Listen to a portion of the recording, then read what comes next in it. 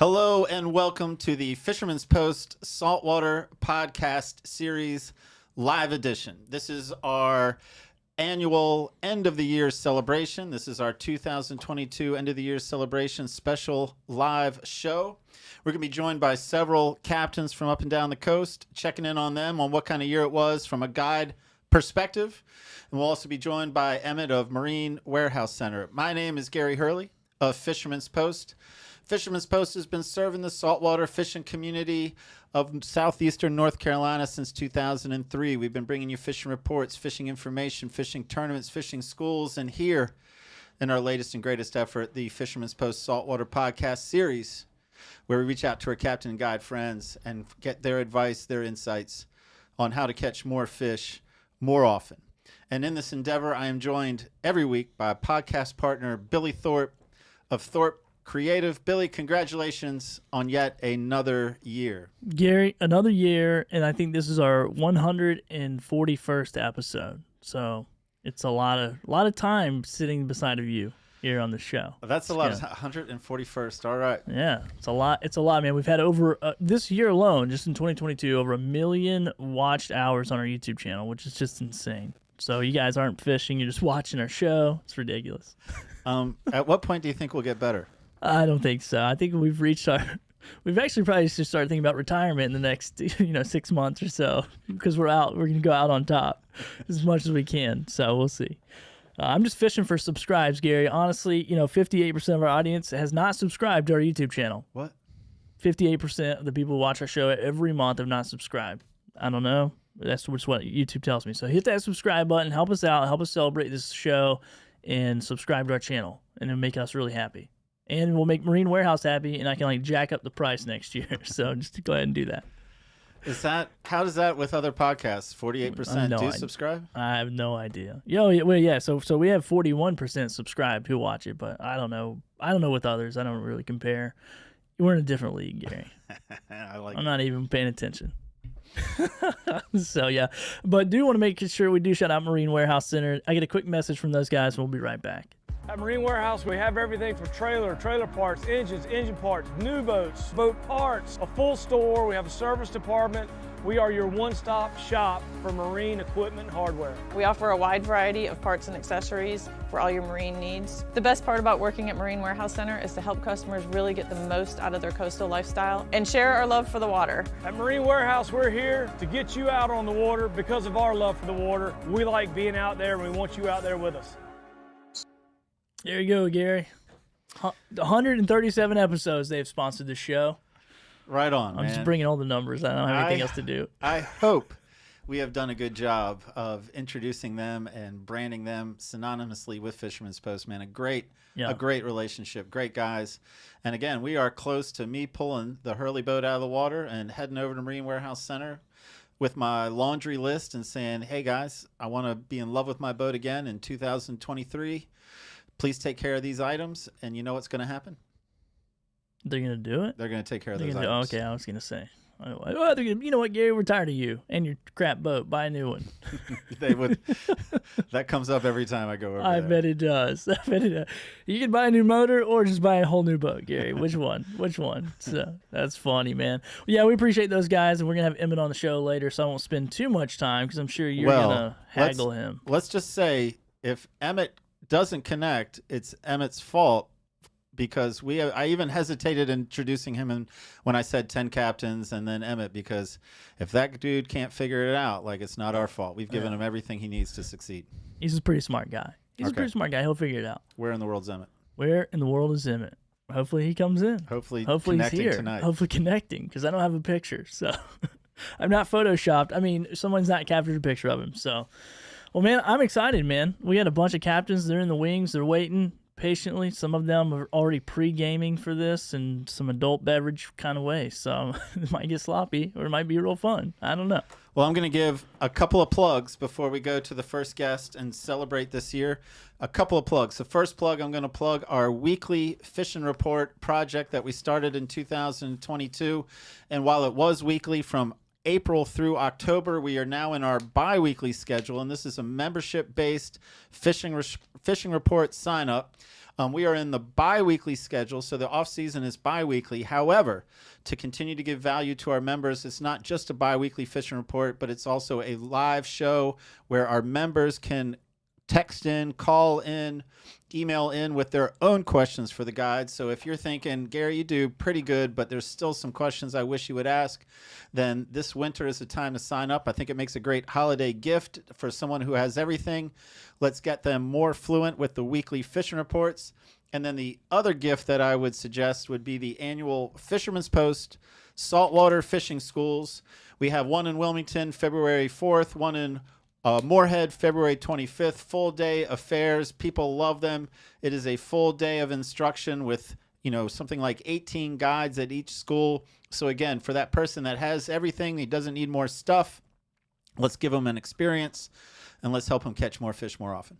Sounds good, man. And we got one coming up the 29th for the membership stuff. So we got our next live on December 29th. And Tim Disano, if he does well tonight, he'll stay on the roster for the 29th to talk about some soft plastics. So it'll be good. Well, good segue. Yeah, man. Tim will be there. We're going to be talking about winter trout on artificials, on soft plastics, I think. But yeah, let's bring up our first guest. Let's start our celebration. We can't bring every guest on that was here with us in 2022, but Captain Tim Disano, Tideline Charters, thanks for joining the celebration.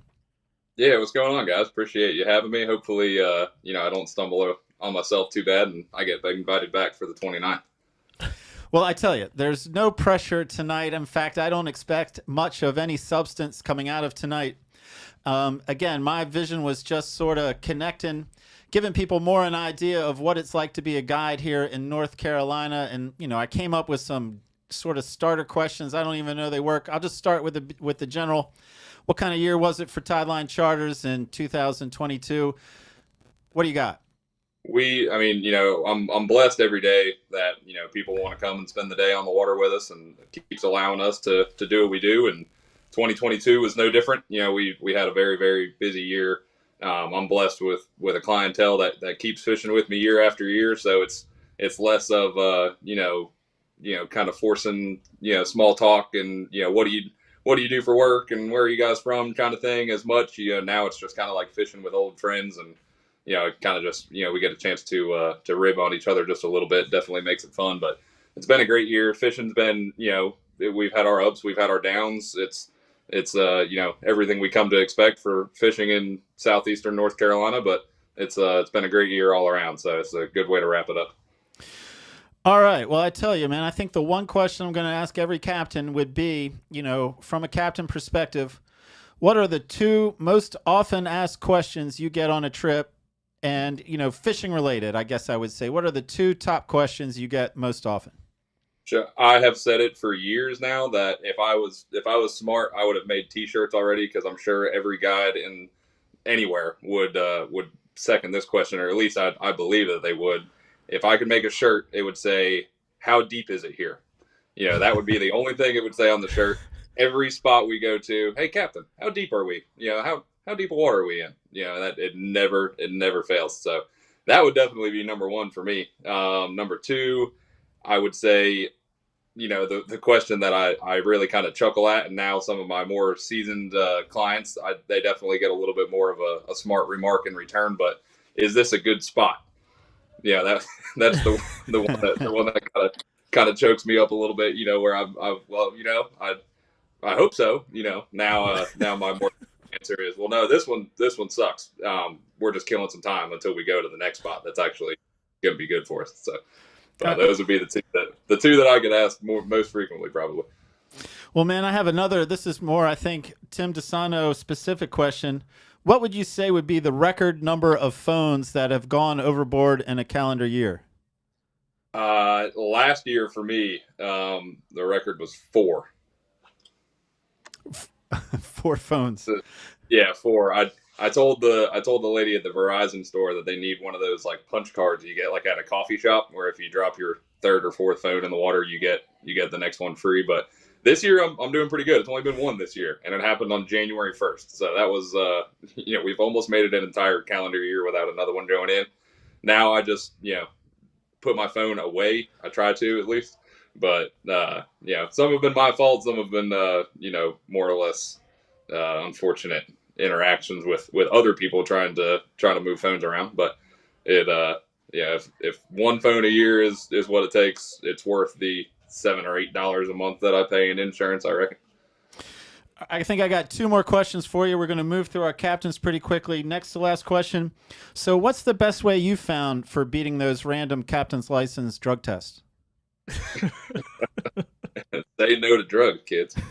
No, it's it means our jobs mean too much to us to risk it, or at least that's the way I feel.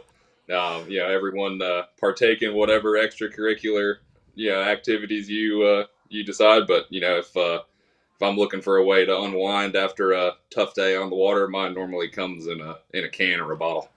That's a good answer. They might be watching. Yeah. Gary's got a secret agenda here. The question was too specific there, Gary. Last question for you. Does Trip Hook see a chiropractor or a physical therapist regularly? For carrying you in the inshore tournament trail. My jersey next year. First of all, wait until you see the Ocean Isle Inshore Challenge. Hold on a second. Now this is coming off of back-to-back first place finishes in the regular season and the championship. So, but my shirt, my jersey next year, instead of last names, mine just says Netman on the back. I have been upgraded from Net Boy, at least after two championship finishes here, and now I'm at least Netman. But no, Trip. There aren't a whole lot of things that I put him in charge of, but catching a fish on a tournament day is one of them. So we'll keep him around. I'll keep providing the boat. Now I will say, everybody kind of plays their role, because if it was up to Trip, we would still be attempting to register for the first tournament of the year. Yeah. So I'll handle the back end. If he catches a fish every once in a while, good on him. We just won the other day too. We took the show on the road down to Merle's Inlet. We're 3-peat speckled studs champs now too. So we're a couple different tournament circuits that we're holding our own in. It's a lot of fun. We're ready to do it again next year. Captain Tim Disano, thank you for a great year. Thank you for the relationship. Have a good, happy holidays, and see you in 2023. Yeah, absolutely. Merry Christmas, guys, and we'll talk to you guys on the 29th. Right on. Billy, who's next? Who's our next guest? Right. We're going to get Mr. Rob Corley in. So let me see if he's still connected here. Oh, it doesn't look like he is. Okay, cool. So we'll move to Daniel Griffin, Captain Daniel Griffin. Let me bring him in here and then mute him. There we go. What's up, Daniel? What's going on? Welcome to the show, Daniel. Thanks for joining us. Yeah, thanks for having me. Again, ours is a relatively new relationship, I guess, in the 20 years of Fisherman's Post. Appreciate you doing the fishing school, the podcast, the weekly fishing reports, and what kind of year was it for you, looking back at 2022? I'm fairly new to the guide business. I did a lot of tournament fishing way back when inshore redfish tournament started out of Harker's Island, and this is my 3rd year doing the guide thing, and it's been a good year. Each year it keeps improving, thanks to all my customers, and I got some regulars now that come back, and thanks to Matt Lamb at Chasing Tails for keeping me on and giving me trips. And been a learning year. I learn all the time when I get out there, and something different all the time, and that's what I enjoy about it. You think you got it figured out one day, and the next day it changes on you. So it's a fun realm to be in. All right. Well, I know you were tuned in when I was talking with Captain Tim Disano. So, I got the next question would be, what would be the 2 most often asked questions on your boat? The first question I think the most often is, are we going to catch a shark? Or are there sharks in these waters? And I always tell them, if they taste it and it tastes like salt, the answer would be yes, there are sharks, but we probably won't catch one on my boat because I don't typically go for them. And I've said that a couple of times when we actually hook into one. And then I say, well, now you can call me a liar. And then the second one is, can we bring alcohol? And I tell them, as long as it's legal, it's good to go. All right. Well, all right, man. We're off to a start. I mean, I knew from insider information that Disano loses phones overboard. What about you, man? Any rods and reels go overboard in 2022? Oh, man. So my first year guiding 3 years ago, I had 7 rod and reels go over. And this year I had 2 people who were actually fishing go overboard, and 2 rod and reels. 1 rod and reel got recovered, and both humans got recovered. Well, I actually had a question, not necessarily for you about people going overboard, but I like that we are addressing it anyway, man. Yeah. And I'm glad I sort of picked that one. 7, I think, is pretty strong. I don't know if we're going to get someone to go higher than 7 in this show. No. And the funny thing about the people going overboard, I get that question quite a bit too. Is anybody ever? Well, I drive pretty fast. 250 on the back of the Pathfinder pushes you pretty well, but they ask if they fall out, and I'm like, well, you better hang on, But I try not to do that. But I had a couple guys casting at Spanish, and I think just lost their footing and both went overboard. It's kind of funny but scary, and get them in the boat and go on. Well, Daniel, I mean, I think we're gonna move through the captains quickly. I got one more question for you, and again, if you were listening to me and Tim Disano, I think you know how this is going to turn right now with the last question of our series today. My question for you would be, man, what do you think your Google reviews would look like if you caught more fish? My Google. I'm sure it would say 5 stars and great time, and hook up with this guy when you come down to Atlantic Beach. Man, what a great answer. Wouldn't that be cool to see?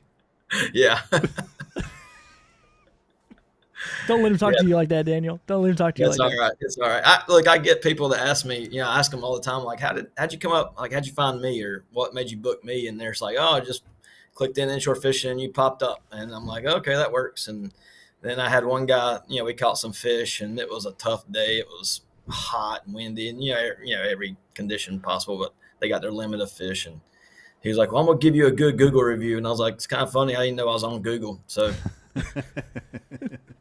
Well, Daniel, man, again, it's a new relationship, but I appreciate it. Enjoyed you, this past year, getting to know you better, and looking forward to 2023. yeah, I appreciate y'all having me on. I've always enjoyed it and loved the show and the paper and everything. So I'm glad to be a part of it. Right on, man. Happy holidays. See you next year. Yeah, y'all have a good Christmas. You too, man. Thanks. Thanks. All right. Yeah, Rob Corley in the house now. Here we go. Rob Corley. Captain Rob, welcome to the show. Oh, sorry, I was on screensaver mode. Glad you guys got me back. Man, our technically friendly Rob Corley, welcome to the show. And I know you've been listening in the background, so I'm going to give you the standard. Man, what kind of year was it for Sandbar Safaris in 2022? It was a great year. Our fishery's been really strong this year in Swansboro and Emerald Isle. So we had a great time inshore fishing. The reds were plentiful. The flounders were big when they were in season. So we caught real nice fish all year long, and been a good trout bite this fall and winter. So I really can't complain about the fishing, and charter season's been great. Well, man, again, my standard with you guys, for better or for worse, and unless it gets too repetitive, is like two of the most. It doesn't have to be the top 2. We'll just say 2 of the 2 common questions people ask you when they're on the boat fishing. What's that noise? What's that noise? It sounds like a instrument, like a violin. What's that noise? It's braided line, and when it's tight, the wind blows across it and makes a little whistle. So I could see that's getting what that that noise question. is. I see that one. I see that being asked. Very good, That's man. number good. one. Number one for me. Is that really number 1? 1,000%. Fantastic. What else you got? What would you give me? One more.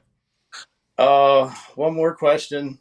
How deep is it? Is always happening. That's usually a good question. My favorite question is when we're leaving the dock and it's some client that's from out of town, doesn't have a boat or fish here or anything, and they say, "Where are we going this morning, Captain?" And I'm like, "If I told you the name of this bay, would you know?" I don't know. We're going to the first spot. And half the time, honestly, I don't know exactly where I'm going to the first spot, but I know it's going to be the first spot when we get there. So that's usually my go-to. Well, right on, man. I'm looking through my questions, and like what I just came up with some random ones, and we've really hit the main ones, man. I would say I got something on here. Anyone ever bring any really good food on the boat, or anyone bring any really disgusting food on the boat? I mean, I'm fishing a little bit here. My favorite of all time, I took a client and he had a wife from, I believe it was Thailand, and she brought some homemade egg rolls the next time they came in the morning, like they were still warm with homemade duck sauce for breakfast. And that was the best ever. I got some real good clients from the mountains that bring me some beef jerky and deer jerky, and sometimes this clear stuff that comes in a jar. So those are the good clients. Right on. Well, man, I guess now my last two questions for you, as we sort of turn it a little bit, would be similar to Tim Disano's. Man, you've been guiding for a while, so I was wondering, what have you found to be the best practice? Would it be smoking, vaping, or edibles? What works best on the boat? Oh, well, it depends on where you're at in the boat.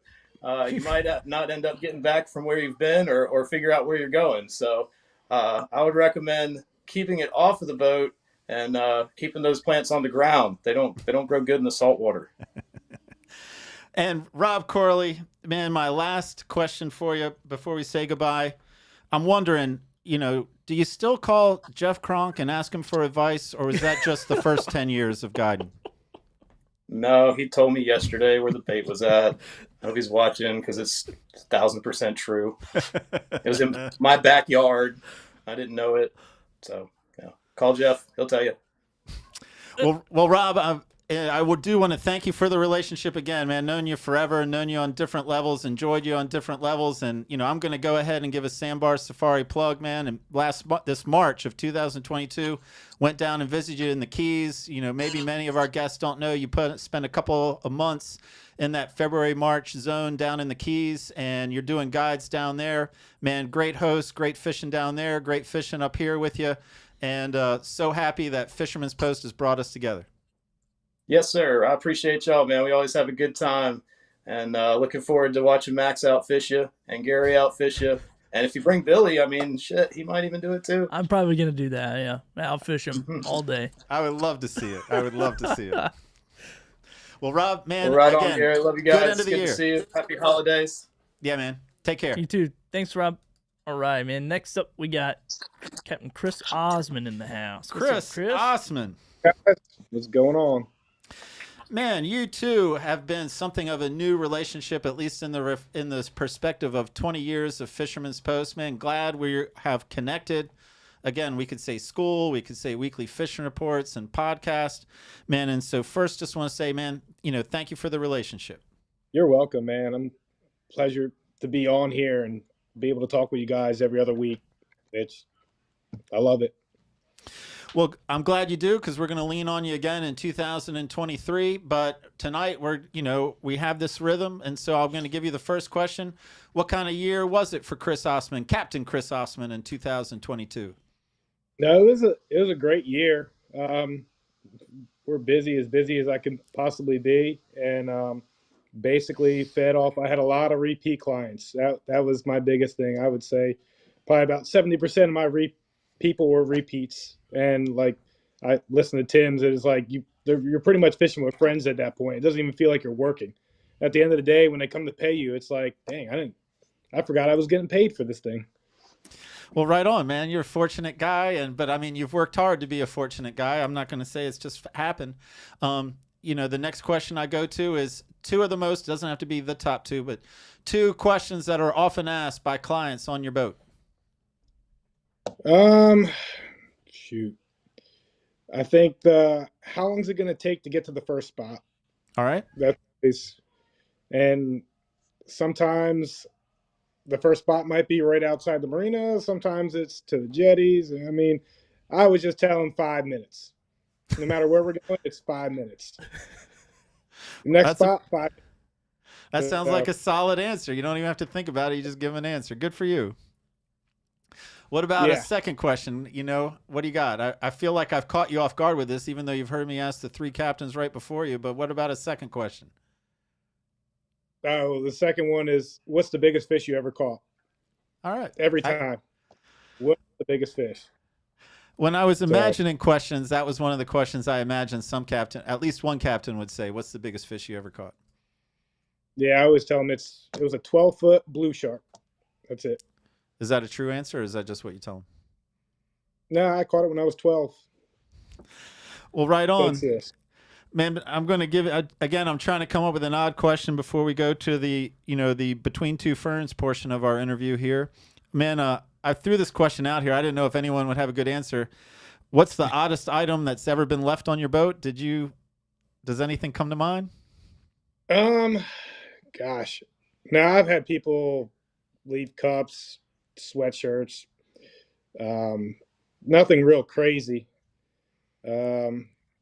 Yeah, no, I've had people, isn't probably related, but I've had people jump off. I mean, the whole bathroom thing, it might be one of your questions, but I've had people jump off the boat and take things and take it off the boat and use it to finish themselves with while they're up in the marsh and get back. I follow. Man, look at you dancing. You could just say it. This is a mostly adult show. You could have used more specific language, but I appreciate your sensitivity. You're a very nice guy, Captain Chris Osmond. Oh, thank you. If it wasn't for my dog in the room, I might have said something else. Fair enough. Well, man, in the spirit of going overboard, I guess I'll ask you either how many phones went overboard in 2022 or how many rods and reels went overboard in 2022? 2 rods and reels went over. Did not get either one back. And I've never lost a phone off the boat. Knock on wood. Have never lost a phone off the boat. But I have lost a couple pair of sunglasses, though. Oh, I didn't think of that's a good one. Sunglasses off the boat. So this year I didn't technically lose a pair, but we were fighting a fish. I went to go net this flounder, and the hook broke on the flounder. So the jig head came flying back and took out one of my sunglasses while I was wearing them. It felt like I got shot with a freaking pellet gun or so. I mean, it hurt enough to throw some glass in my eye and put me on the deck there. But I didn't fall off the boat, but it was damn near close. All right. Well, man, to turn it a little bit, I've been wondering, what's your best smells like fish joke that you tell on the boat? Oh, smells like fish. Shoot. I've had a few times where I wouldn't say it's a joke. I don't really tell many jokes on the boat. I'm bad at that. You go on the boat with Patrick, he'll tell you a bunch of jokes. But me, I just. But I will say this: I've left some bait in the net before, like in the cast net, and totally forgot about it. And someone sit in the back corner, like, "Man, what's that smell in your boat?" And it's like, something stinks. And I was like, "Oh shit! I didn't take the glass minnows out of that net last time I threw it." And I'll go in there and it'll just be awful. And then I know I got to put that net and throw it in the next 10 minutes. So it's going to be in my face. So that sucks.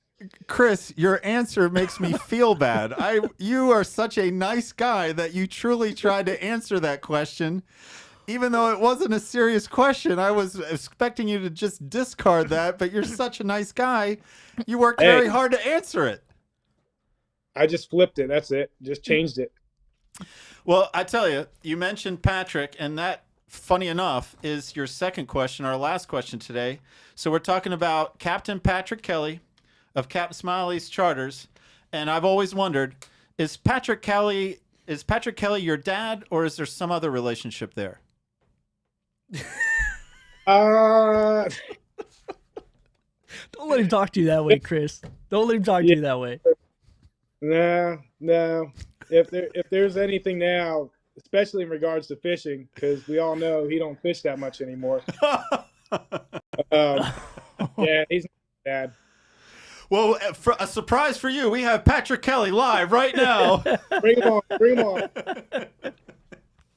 He'll agree with me. He lets us fish most of the time. So he'll throw me trips and this and that, and I get more phone calls from him when he's been out of town asking where the fish are than I can call him and ask him. Well, Chris, I tell you, man, you've heard me tell everyone thank you for the relationship, and this part is sincere, and it's certainly sincere with you, man. I have enjoyed getting to know you better. I certainly enjoyed fishing with you. I hope every spade fish trip we take, we catch as many cobia as I caught with you. And again, man, thanks for a great year. Looking forward to working with you in 2023. And man, and just, thank you for making Fisherman's Post more fun. No, you're welcome, man. Thank you for having me on here. And I know there's no guarantees in fishing, but I'm going to guarantee you a spade fish next year.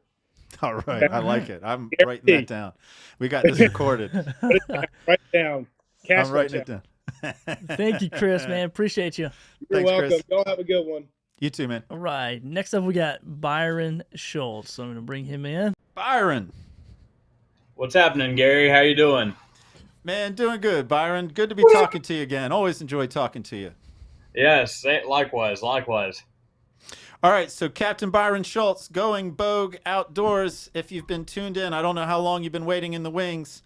The first question for every captain has been, what kind of year was it for Going Bogue Outdoors?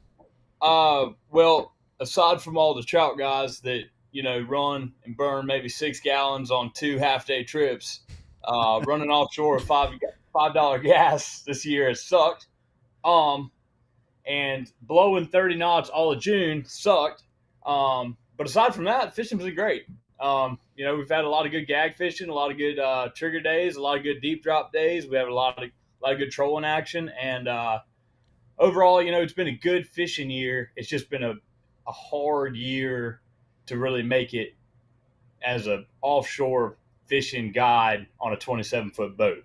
Put it that way, I feel you, man. I can say, I'm not feeling the gas pain because I'm not a big boat owner and I'm not in your business, but I know that just trying to schedule offshore trips with you guys was challenging because of the wind. And I feel like we've been complaining about the wind for 5+ years, so I guess it's here to stay. And so you had wind and gas, that's a hard 1-2 punch. Yeah, well, they say the Wright brothers came here for a reason, and it's because it's always blowing. So, and that's the very truth of it. And, but to have the year we had previous year of it blowing 30 knots pretty much for a month straight in the middle of summer was very abnormal. Well, I tell you, man, I'm talking to, not that some of the other captains I've already spoken with don't go offshore, but you are certainly a true offshore guide, offshore captain. You're not doing inshore trips as well. So from an offshore perspective, I'm wondering if you have different questions. You've heard me ask the other questions. Give me 2 of the top questions that clients on your boat ask when you're out on fishing trips. The first one would be probably how far offshore we are right now. All right. And I always just throw a number, and just whatever. If they seem uncomfortable, I'll give them we're closer to shore. We might be 30 miles offshore. I'll tell them we're 15. But if they're hardcore or think they're hardcore and they want to feel like they're out there, I'll be like, yeah, we're 60 miles out right now. And they're like, oh, all excited about that. Tell their buddies back home that they went 60 miles offshore, but in reality, we're only 18 miles off the knuckle. So it really just depends. But that is definitely one I get a lot. And then another one I hear all the time are we in the Gulf Stream? And that always changes. People tend to forget that the Gulf Stream is a body of water, not an actual place, those 2 I get a lot. And as well as Captain Tim too, how deep it is. I get that one a lot. And my machines in fathoms, I've got my GPS in Loran. People are always trying to, not screen sheet per se, but they're always looking over at the machines, just trying to pick up where we're at. And they're we're only in 14.5 feet of water. And I'm no, we're in 90 feet of water, but those are in fathoms. And then you got to go and explain all that. So anyways, I just try to throw everybody off any which way I can. Well, man, I think my follow-up question for you would be, or not necessarily a follow-up question, but just sort of random question to try to gain some insight into what it's like to be a captain. And you've talked about gas already. What about tackle? Yeah. What would be the most amount in dollar value of tackle you've lost in a given day? Gosh. It's really, I pour all my own sinkers. So I pay, cents on the dollar for the lead. Pour them all. I'll pour 150, 200 pounds of lead, varying from 8 ounces to 20 ounce bank sinkers to 2 to 5 pound sash weights, for the deep drop and stuff. So, but at the end, if you really start racking it up, especially when you start slow pitching on wrecks and stuff like that, there's days that you might walk away with $50 to $100 of tackle that's hanging out on the bottom somewhere, or in some big grouper's mouth, that they could not get out of the wreck, So that is I'd probably benchmark it somewhere around that $70-$75 mark at not on an average, but on your higher end there. All right. Well, let's see. I'm going down my list. I'm going to my next Byron question. So, Byron, here's something I was wondering. You know, you're one of my relatively younger captains. What would be something you did as a teenager that you don't want anyone to know about now? Oh, God. Oh, man, there's just so many. It's hard to pick one, you know. But I guess as a teenager, you know, just starting out, you know, riding with different people was, you know, I'd probably say just speaking through your teeth when I was, you know, get the opportunity to ride with somebody on a charter boat. You know, say I'm like 12, 13 years old and I get opportunity. I'm not mating or anything. I'm just like the second mate that is just there, and people are and I'm trying to act like I know what I'm doing, but that probably has got me in the worst positions before. I remember backlashing like a 50 wide Tiagra or a 50 wide International 2 when I was a kid, and I was just like trying to like feed line out while the captain wasn't seeing me. And I mean, I had like 350 yards out the back of the boat before I was like, yeah, he really ran with it that time. So just stupid shit like that, you know. Just you know, as a kid, I mean, as Bobby Freeman, one of my great teachers across the street, always tells me, you can't be old and wise unless you're young and dumb. Well, I think you misunderstood me, man. I was looking more for like drinking or drugs or women. I wasn't really looking for a fish story there. I don't do either of those at all, ever. All right, Byron, I got one more question for you before we say goodbye. And so I was this is related to the tackle question about losing tackle. Okay. If you were to catch more fish on your trips, do you think you would go through more tackle or less tackle? If I were to catch more fish on my trips, would I go through more tackle or less tackle? I think I'd go through the exact same amount of tackle, just given on where I'm fishing at. And to be honest, I mean, the days that they're really chewing, it's like it doesn't matter what you throw down, they're just eating it. It seems like I'd actually go through less tackle if I catch more fish, if that makes sense, because they're biting so hard. If that comes to fruition, you know. You know, if you got gags that are literally coming out of the holes and eating baits out of the structure, and you got good anglers on the boat that know how to just get them up off the bottom, and then like if the triggers, you got them working up on the anchor all the way up to the bottom of the boat and doing all that correctly, then you make out ahead. It's the days that the 250-pound sand tiger shark just keeps taking everybody's jigs and swims with it, and they think they got a grouper on, but they're doing that long, slow spin, and I'm like, that ain't him, you know. I mean, you can pull on him all you want, but there's a $12 jig right there in his mouth. So just go ahead and get him up if you want to take a look at him, but it's going to take you 30 minutes, you know.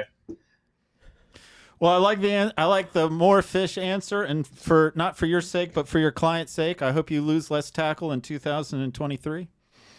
And yeah. And I will say you wrote me earlier about the oddest thing left on board, and yes. I just wanted to touch base on that one. A copperhead snake, Come a live on. one. I'm not kidding. I had a group. This is 3 summers ago. They live out in the boonies somewhere. They had like a bunch of bags that brought on, you know, all over the place. You know, they had dirt on them, so I could tell that they left them in some shed or something, right? So they go, whatever, we get settled up, whatever, clean all the fish, gotta, you know, shake hands, whatever. I open a fish box, and I got deep wells around all those fish boxes, and I immediately saw, it was like this long of a copperhead snake, and I shut the lid as quick as I saw him, because he was about to strike me, and I got him right in the head. I mean, it was like a clean shot, like of his head straight off, and I called the crowd immediately, and I said, did y'all leave something behind? And they're like, oh, no, I don't think we had any. I said, well, you just left the GD snake on the boat. They said, what snake? I said, there is a copperhead in my fish box. And I know for a fact there's no copperheads that live in Atlantic Beach. And I hung up the phone. Well, it's still good fishing with me. We still joke about it. But, man, that has definitely been the oddest thing I've ever had left on the boat was that snake. Well, it is early in the show, but I'm going to go ahead and declare you the winner of that question right away. I'm not even going to wait for someone else to try to to usurp you, man. You win. So Yeah. Byron, again, like I'm thanking everyone, but I mean it, man. And you're on that list too, man. Glad we crossed paths at that Moorhead Fishing School when we held it at Starling Marine and got to know each other. And since then, man, you know, more time I spend with you, the more I like you, man. Appreciate you. Yeah, and the more time you bring Leslie to outfish you, the more the merrier. I mean, come on with it. Man, I have used Leslie since starting Fisherman's Post, man. I would bring her with me in the early days just so instead of them going, man, who the hell is this guy who thinks he can start a fishing paper? At least they'd be like, well, I guess there's something there. He's able to get her, so maybe he does have something. Well, thanks again, and y'all have a very Merry Christmas. I appreciate everything Fisherman's Post, and like Griff said earlier, worked with Chasing Tails a bunch. Big shout out to Matt and Chasing Tails there for helping me book trips. I'm right across the canal here from them, and it's just hoping, praying that we'll have a less windy year and a less fuel year, and maybe I'll be able to make more money. I'll get behind those prayers for you, man. That's easy to get behind, man. Yeah, man. Have a good break, and we'll stay in touch. All right. Thanks so much, Gary. We appreciate it. Appreciate you, man. All right. Thanks, All right, guys. next up, we got this Harry Potter loving fool, Captain Matt Littleton. Matt Littleton. Oh, my God. What's that? Hey, can you see? We got a good Rudolph. You have more Christmas decorations than anyone I've ever seen. You I love are Christmas. the spirit of this show, Matt. We should have had you as our opening guest because you would have set the bar higher. Well, I do what I can, guys. Well, Matt Littleton, Friendly City Fishing Charters. Like I've asked everyone, what kind of a year was it for Matt Littleton? It was great, really. I mean, there were schooling reds way into the summer, which is kind of a rare treat for us. You know, usually they're breaking up and singled out, and then they were called way into the winter. Trout were coming in a little early this year, and then when they came in, it was in force. I mean, it's just been good all year. And then, you know, we had a short flounder season, it got cut short on us, but all the flounder we caught during the season we didn't really catch any shorts. I mean, it was a great year. Well, right on, man. I like hearing about good years. I like hearing about strong fishing, and I'm glad, man. I know Swansboro is a very fishy area. I enjoy every opportunity I get to come your way to go fishing. As the rhythm has gone, I now go to just asking you to start off the conversation. 2 questions that clients on your boat often ask when they're with you. Rob had it right with what he said. It's the fishing line. As soon as we stop somewhere, they said, "What's that sound? What's that sound?" And then piggybacking on it's the braided fishing line, but piggybacking on that one, you know, we're right beside Camp Lejeune, so we are nonstop hearing shelling and bombing all day long. And clear blue day, you think the people that are vacationing know that we're right beside a military base, but you know, it'll be just as pretty a day as you could ever imagine. They'll hear the bombing, like, I didn't think it was supposed to storm today, or is that thunder?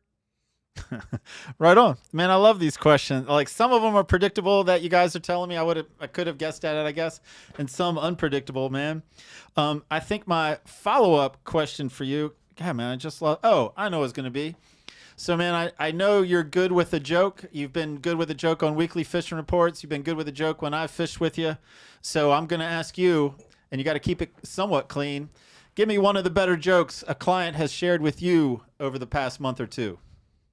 I don't know about the best month or two, but I'll give you the best one in recent memory. The cleanest one in recent memory that I can come up with is this kid was about 14, and you've been with me, you know, the first thing I do when anyone gets on the boat is I ask them to tell me their best joke. It really gives me a chance to see who I'm dealing with and get the ice break the ice, get the conversation going. And I asked his family for their jokes, and this kid was about 14, and he said, "I got one, but I can't tell you." I was like, "All right." He said, "I'll tell you later." I was like, "That's fine, man. You got 4 hours. You can tell me whenever." So we had been down on the bombing range, caught some fish, and we got back out in the waterway. And when we're in the waterways, when I always try to take a leak if I have to, because they're all up front talking, and I can sneak to the back and let loose real quick. So I'm back there holding on to my power pole, taking a piss, and this kid hollers back at me and says, "You know that's illegal, don't you?" And I said, "Kid, I've been pissing off boats before your parents even thought about you. I can promise you this isn't illegal." And he said, "I'm not talking about pissing off the boat. I'm talking about a grown man holding a little boy's wiener." And when he said it, I'm like midstream looking down at myself like, "You know what, kid? That was really fucking good, and I'm gonna steal that. That is good. And I would say, like, God, that is just such a great segue into my other questions that I'm asking all questions, specifically for you, Matt Littleton. I was wondering, would your wife say that size matters more when you're fishing, or size matters more when you're not fishing? Well, one of them's regulated by the state. The other one is just. So I'd say it probably means more when you're fishing because, yeah, like when we're fishing, we actually have to use a stick to measure everything. She's just taking my word for what I am this whole time. Well, that's good. You didn't disappoint. My last question, and I'm asking you to be a little reflective now. So now we're getting back to being serious. I'm wondering, what is one thing that you could do different that would make you a better captain? And then the follow-up is, what are you waiting for? I tell myself every day, and I tell everyone every morning when I wake up and I'm about to get on the boat, I think to myself, what would Jonathan Garrett do? And that's just basically how I try to live my life, and it's worked out pretty well so far. So that's just how I go day by day. That's another great answer, man. You didn't disappoint, Matt Littleton. Man, enjoy the relationship. Everyone could use more laughter and more smiles in their life, and you have certainly brought that to Fisherman's Post, man. Appreciate you. And again, like I'm telling everyone, but I mean it. Looking forward to next year. Looking forward to continuing. Hey, it's been great knowing you guys. Billy, I'm loving the hair. Matt, you're not the only one with outfits, okay, buddy? We'll go rounds and rounds. Appreciate you, man. I got a text from another captain. Y'all are going to have another good one coming up. All right. All right. Awesome. We got Mike Opigard coming up. I thought you were going to say the segue to Mike Opigard with that joke about the little boy man holding the little boy penis, but I thought you were going to be like, and Mike Opigard, but you didn't. So. Man, look, I don't even have to take the shots anymore. Billy's going to take the shots. Welcome to the show, Captain Mike Opigard, Native Son Guide Service. Hey, Billy, I'm hung like a mouse. Your mom knows. Shots fired. How are you guys doing? So we're wrapping up the season. It's been a pretty good year, hasn't it? Well, that's my question to you. Like, that's actually one of my first questions to every captain, saying, Captain Mike Opigard, what kind of year was it for Native Son Guide Service? Man, it's a great year. 10 years in the business now, it's kind of all leveled out. I've got a certain amount of sustained chaos, I like to call it. So, hey, it's a good thing. Been busy, a lot of repeat clients. Guys come back to me every year. That's a lot of fun, especially, me doing what I do. I see a lot of kids that started off at, 8 or 9, and now they're, in college. And it's so fun to see how they've progressed fishing and what they are and how they've grown. I reckon that means that's just more gray in my beard. But, yeah, it's been a good year, Gary. I'm blessed to do what I do for a living and actually be able to pay my mortgage, Right on, man. You are a lucky guy, man, and you're good at what you do, and I'm happy that we've crossed paths. And if you've been in the backdrop there, if you've been waiting to log in, then you know that the next question coming up is, give me 2 of the questions that are often asked by clients on your boat. Well, the one that always seems to, especially when we go out the inlet, is always, how deep are we? How deep are we? How deep are we? I get the line question a lot, and I reckon it's just because it was so windy this year that, the line going through the braid makes that hum, and everybody's like, well, what in the world is that noise? And then probably give you one more just because I think this is one that comes up at least once, twice a week is, what's the biggest fish you've caught? That's kind of always a good thing. All right. Yeah, man. I mean, again, I imagine you guys hear a lot of repetition. Again, the captains that I work with at least seem to be not only good fishermen, but good entertainers as well. And, you got to create that atmosphere on the boat, and handling questions and, good ways is part of the gig, huh? I'm in the entertainment business. Catching fish is important, but I'm certainly in the entertainment business. I mean, that's kind of what you have to do is to, adjust your day to the audience. And it just really depends on who the audience is as to what you can do and what you can't do. Well, for our next question, man, I'm going to ask you a numbers question. What went overboard more in 2022, people, sunglasses, rod and reels, or cell phones? Well, I hadn't lost a person in 3-4 years, so I think we're okay there. And the guy actually did lose, came back on the boat this year, and he'd been wearing Crocs. And God, I hate Crocs on the boat. And I need to say something to people when they book. But came back this year and had him a nice brand new pair of Sperry's and said his wife said if he came home wet, he couldn't go again. Probably the thing I've lost most this year, I've lost a couple of rods this year for one reason or the other. And, that's just kind of part of the business. And, thank God I've got usually a stock of them waiting. So it's not a big deal, but it is kind of like, oh, wow, there it went. Well, man, and then there's sunglasses. Look, I'm tripping myself up, man. I got to get back in my game. I need to improve my game moving into 2023. Well, Mike, I'll leave that alone, Gary. I'll leave it alone. Mike, my next question for you. I guess maybe I'm asking you to be a little reflective. So, in your business, what captains do you most look up to? And I'm not talking because you're short. I'm talking about more in a respectful way. Oh, wow. Some of the guys that have been doing it for a long time. I'm a big fan of Lee Parsons. I talk to him on a fairly regular basis, and I love to get his perspective. 25, 30 years of guiding now. It's certainly interesting, to see that kind of perspective.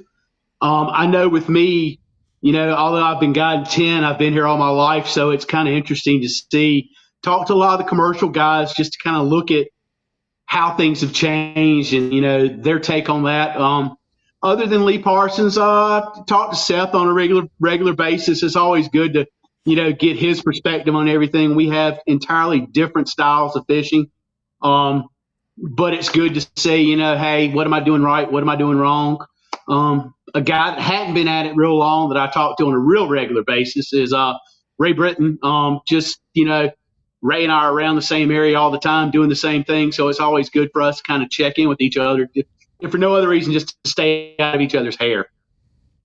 Well, man, when you finally become a better captain like Lee or Seth, what do you think will be the main things you're doing different?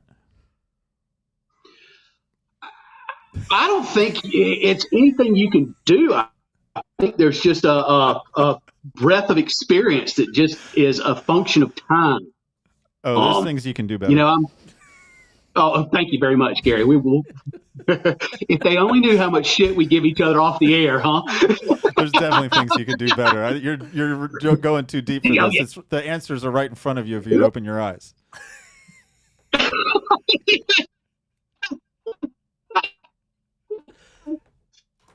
Maybe take you out the inlet on a. Uh-oh. Oh, no, he's breaking up. No, he's breaking up. Cut that guy. All right, Mike. I think you're breaking up back. on us, man. He's back. I'm back. What happened? All right, here we go. Man, you were in the Matrix, but you're back. You're challenged by technology, Okay. man. You got a bad connection. Yeah, it could be. So what's the next question? The next question is no question, man. We are done. This is where I say, and I say it sincerely, thank you very much, Captain Mike Opigard, for all the years of knowing you, fishing with you, fishing schooling with you, all of it, man. It's fun. You're a good dude. Jerry, I enjoy you as much shit as I give you. I still enjoy talking to you. Billy, on the other hand, is a different story. But, we can't ever seem to get him on the boat, though. So you guys have a good holiday, and I'll see you next year. I'll see you at the school at least, if not before then. All right, man. I think that was I don't think he called me Jerry. I think he called me Gary, and that was a compliment. I think so. It sounded like Jerry to me. Yeah. I'll still take it as a compliment. It was Gary. It could have been asshole, but it was Gary. I promise. You win. You win. Thank you, Mike. Thank you so much. Thanks, Mike. Bye, Appreciate guys. you, man. Y'all have a good evening. All right, now the coolest guy in the fishing business. Ladies and gentlemen, Captain Donnie Davis. Captain Donnie. I am so hungry. Are y'all behind schedule? What schedule? Do we have a schedule? We don't have a text schedule. that said 6:25, 30 minutes. Well, we wanted you to be prepared and know what, kind of get an idea of how this stuff works. It's like an airline. Hold on. Am I in frame? I'm always worried about being in frame. Yeah, your makeup looks fine. Thanks for putting it on. Captain Donnie Davis, what kind of a year was it for DOA charters in 2022? Oh, Gary, it was financially it was the best we've had. best I've ever had in 23 years. Fishing is fishing. You know, some days are really good, some days not so good. Like you guys are talking about, you have to entertain. So, been working on my entertainment shtick because I don't think I'm getting any better as a fisherman. Well, I like that you have a plan. I mean, I think part of what college teaches you is to know your weaknesses and your strengths, and I think you're doing a good job so far. Thank you, Gary. Thank you. Since you've been in the background, I guess you've heard I start everything with, give me 2 questions that people often ask when they get on the DOA machine. One, I mean, without a doubt, it's what's the biggest fish you've ever caught? And you got to go through it. You got to say, on this boat, my whole life, on another offshore, what are you talking about? And then you narrow it down and you tell them. And second one is, how long you been doing this? And it's usually because you're not inspiring a whole lot of confidence in people by then. Well, man, I'm a straight man. You're good. Well, I have a couple of questions for you. Here, and I'll let you know if I'm going to answer them or not. All right. Well, the first question would be, if your parents hadn't bought you your boat and truck, what do you think you'd be doing for a living right now? The state of North Carolina bought my boat for me, Gary. Thank you very much. And then I paid them back by dropping out of college. So I would probably, I don't know, be in a bus station somewhere, in a Greyhound station, I guess, trying to earn $1 here and there. Okay. Second question. Actually, this is the last question. Our time together is short. Would you say that you see the glass as more half full or half empty? Optimist, Gary. Always an optimist. It's always got to get better. It can only get better with me.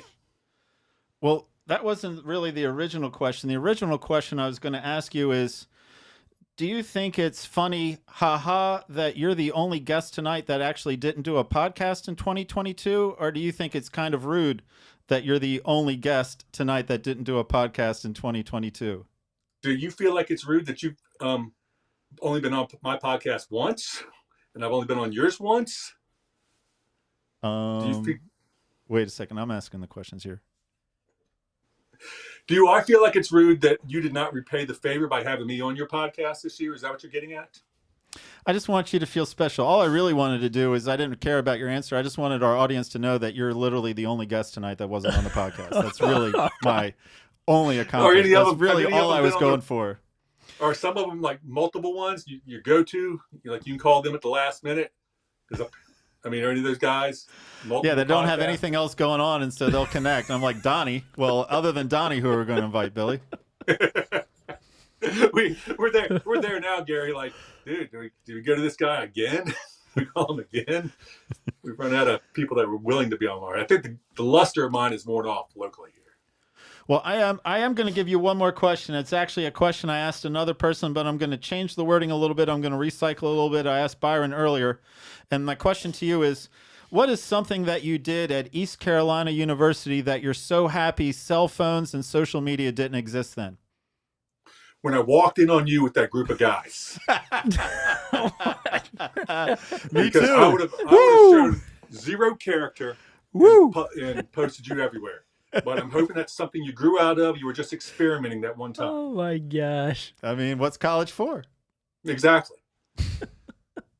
You have anything else? If you ever ask again, how come I'm not on more podcast episodes, I'm just going to send you this clip, the last 30 seconds. I'm going to clip it and send it over to you. I'm not the one that sold my soul for an 8-ball. I'd do it again. I'd do it again in a heartbeat. Those were the days. I feel honored because you've got some heavy hitters on your show, man. I feel honored to be part of this. But you never say the nice things to me like you say all those other guys. Why is that? Well, because I was saying nice things to them when I was saying goodbye to them, and that was our next turn. That's where this is going, Donnie. I didn't shine them and then talk to them. We had this little repertoire, and then when I left, what's the weirdest thing you've ever had on your boat? What are you most pissed off about in this business? I don't get any of those. I just get humdrum. What question would you like to answer? Which one of those 2 questions would you like to answer? Let me tell you about this guy once that was on my boat. And your other guys will appreciate this. I'm serious. I will. I bet. I believe you. Story time with Donnie Davis. I had a guy. I had to perform the Heimlich on this guy on my boat once.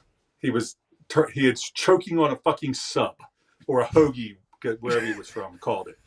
And I did the Heimlich, and it came flying out and spit. And the guy said, "Man, you saved my life." And I said, "Yeah, I mean, it's no big deal. You know, that's what I'm here for." And guy got off the boat and didn't tip me a cent. Maybe he wanted to die. I don't know, it was kind of like fishing with Gary Hurley. Oh. It will be now. Oh my gosh. What else you got for me, Gary? That's it, man. This is where I say nice things about you, but you know, you can probably imagine the nice things I would say about you. I don't have to say them out loud. We know each other so well. I don't even have to say them out loud.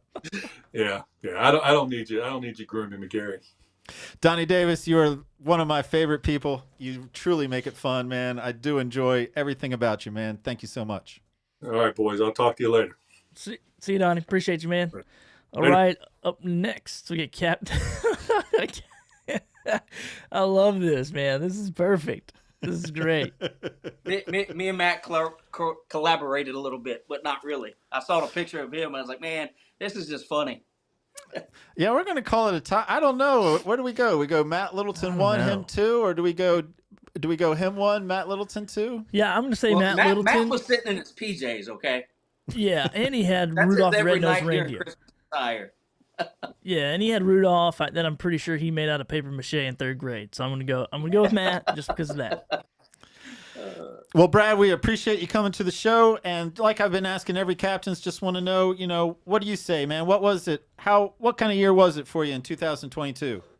Oh man, for 2022, it was a great takeoff year for me.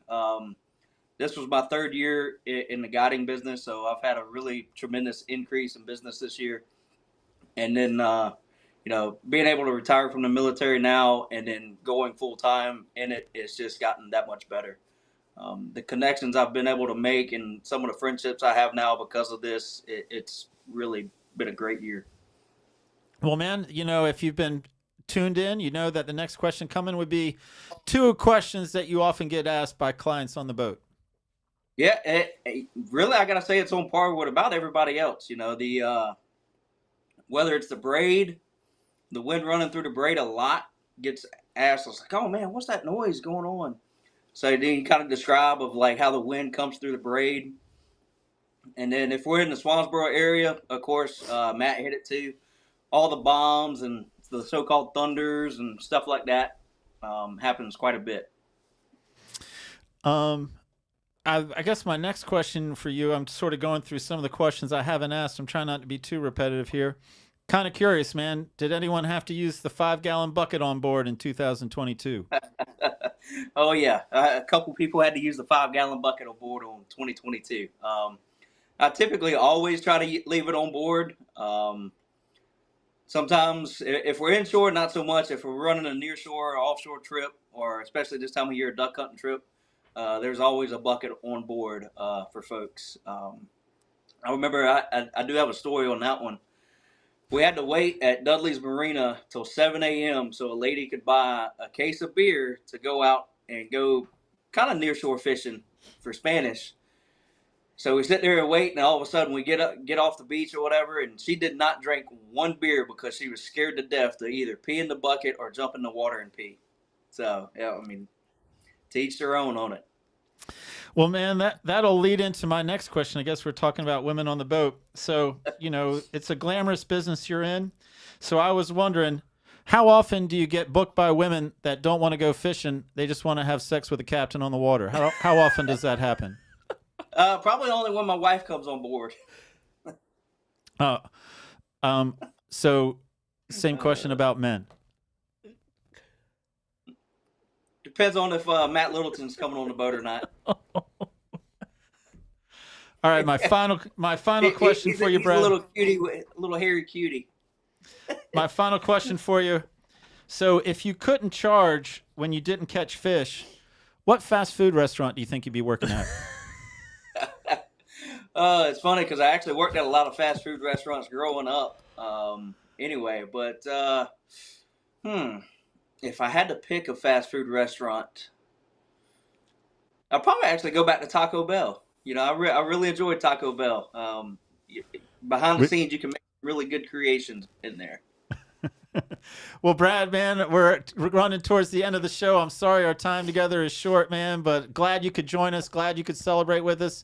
You certainly added to the Fisherman's Post culture in 2022, and hope you stick around and hope you're with us again in 2023. Oh, yeah, my pleasure, guys, and we'll see you February, at least at the fishing school. Right on, Brad, man. Have a good holiday. Thank you again. Y'all as well. Yeah, appreciate you, man. All right, Gary, next up, we got our sponsor of the show for 137 consecutive episodes. Emmett. We do? Here he is. Hey, look there at he that. is. Look at him. Man, Emmett. And he's been hanging out for a while, so he's seen you bash all these guys, and he's ready to take up for them. Well, I only have nice questions for you, Emmett. I would definitely not ask you any inappropriate questions. I appreciate that.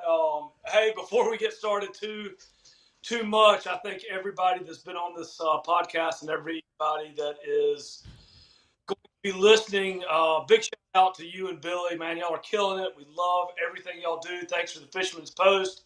We love the tournaments. We love the newspaper. Man, I love when the guy pulls up and unloads the stuff out of the back of his car and slides it in. I'm always the first one in to grab one. So thank y'all. Killing it once again, 2022. Looking forward to a great 2023. Thank y'all. Man, thank you for kind words, man. You know what? I tell you, I think everyone's a sucker for a compliment on some level, and so I'll graciously accept those compliments, man. Thank you. What about you, Billy? Yeah, no, I was going to say, man, thank you for talking so highly about me. I just let Gary sit in this chair, so appreciate you.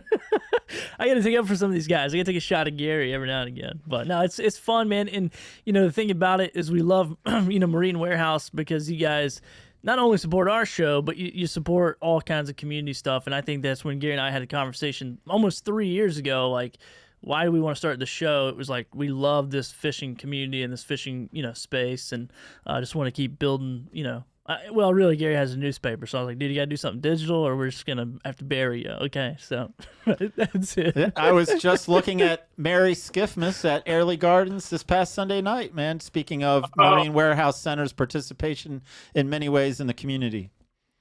Yes, that's been a great one. Many shout-outs to Airlie also. Yeah, go get some Christmas love before it closes down next few days, and yeah, we're looking forward to a good 2023. Everything as far as 2022 has been great. Been fun to see some captains with some new rides. I know Seth's repowered. Rick's got a brand new boat. It's been fun to see some of the guys in and out of the shop with new equipment and new, just seems like a lot of good energy is going to come into the fishing community, and we love to see it. Hopefully y'all will come see us when you need some help with your motors, your boats, your equipment, whatever. If you're doing it yourself, we got the filters and the oil and the parts. Hopefully we'll have everything you need, and excited for 2023 to keep doing the same thing. Yeah, man, I tell you, we plug sales, service, and parts, and Gary Hurley, Fisherman's Post, has certainly leaned in heavy on service and parts. And there will be a day, there will be a year where Gary Hurley and Fisherman's Post leans on sales. It hasn't come yet, but thank God for service and parts. Man, you're climbing the ladder, man. We love to see it. Well, man, I do have some questions. I did have some questions prepared, just to we were trying to get some insight into what it's like to be a captain. We're going to get hopefully some insight into what it's like to have a boat dealership, a sales service parts dealership here in Wilmington, and Charleston. And one question that I was just sort of wondering, what's the best excuse an employee has given for coming in late or not coming in at all? What's the best you've heard? The best for coming in late, the most common lately, everybody, all my employees seem to get COVID over and over and over and over again. It's more like a hangover than anything else, which, let me think of the best excuse. Let's come back to that one. I got to think about that for a sec, because I've had some pretty good ones over the years. Jail. Yeah, so we have had, thanks for the help on that. We have also guys that have unfortunately come up on the what is it, WCT, where they do the mug shots. Yeah. Figured out where they were by their mug shots. And nobody has ever been fired. I just want you to know, just because they came home at an appropriate time the night before. But we have had some employees that have come up on the mugshot list, and that's how we found out where they were. And we've also immediately sent some other employees with cash money down to the sheriff's department. So probably some of the best right now. Man, that's a pretty good lead-in into my next question, actually. A pretty good segue. I've been wondering, at Marine Warehouse Center, do you only drug test employees or do you drug test the owners too? So we have a strict policy of drug testing at Marine Warehouse, and it's called Put It in My Hands. All right, another question. I think right there, because I'll know if it's good or bad or even real, and I can get back with them and really help steer them in the correct direction as far as where they're going to go with their next steps. And we try to, as a employer, we try to be there with them to help them every step of the way.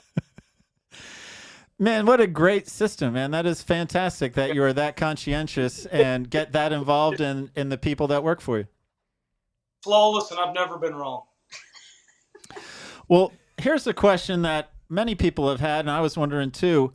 Was it like one person or one business or even one moment in time that someone came up with the idea to charge double for anything with the word Marine in the name? It's called Marine Tail. Yes. And it's long-standing practice, and especially as you get closer to saltwater, Marine Tail goes up. So you have retail, right? Retail. You go into Walmart or Target or whatever, and they have retail. And we have what's called Marine Tail. And that is, as you say, double, sometimes triple, depending on attitude and just general likability. Marine Tail can be doubled, tripled, whatever you so decide. We've noticed. Me and the audience have noticed, and thank you for that clarification.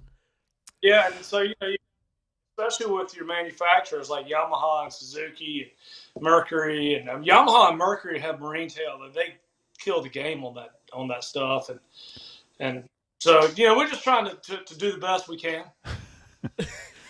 Well, here's one thing that, when I was going to talk with you, I was just sort of thinking about questions I want to ask and, just sort of imagining, Emmett at Marine Warehouse Center.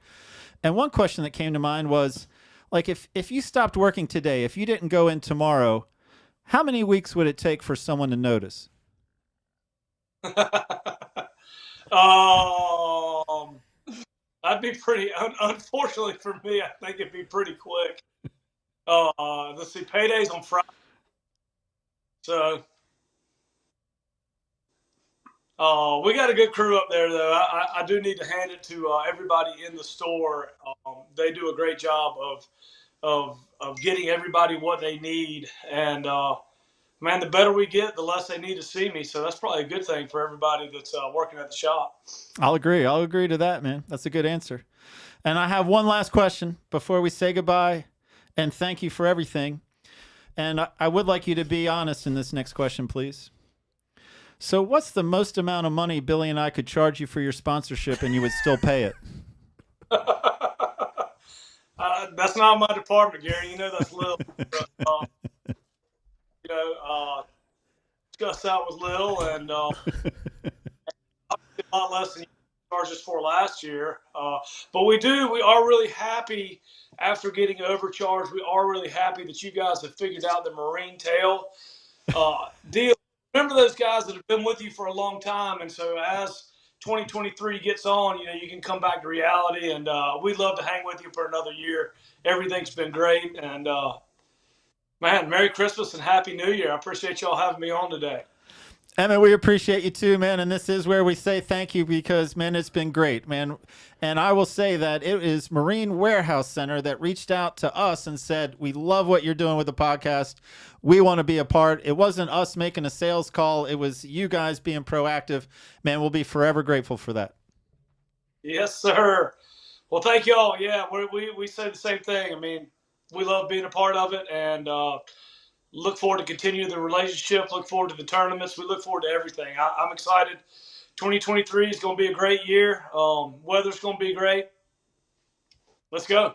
All right, Emmett. Good holidays, man, and talk to you soon.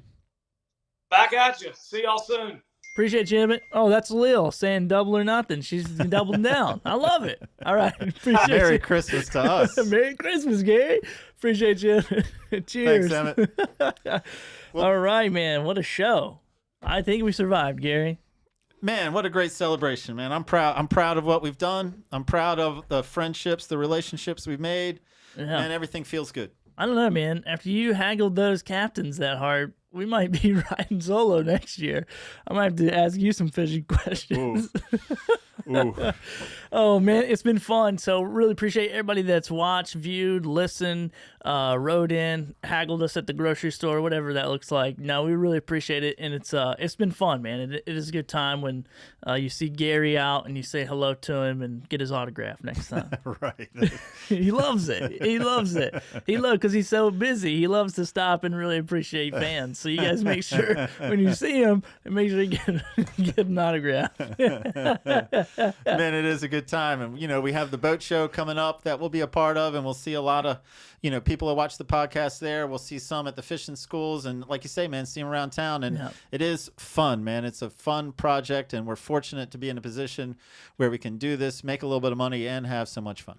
Absolutely, man. Well, Gary, we'll see you next year, and we're coming back in March of next year. So we're going to do a new schedule, I think. Is that right? Are we announcing that officially? Yeah, man. We have been every week religiously, and we are going to do an encore. Well, we always do an encore at the end of the year, just to give us a break around the holidays, spend a little bit more time with the family.